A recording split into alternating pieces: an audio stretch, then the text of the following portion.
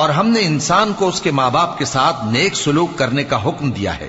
اے مخاطب، اگر تیرے ماں باپ تجھے مجبور کریں کہ تو میرے ساتھ کسی کو شریک بنائے جس کی حقیقت کی تجھے واقفیت نہیں، تو ان کا کہا نہ مانیو۔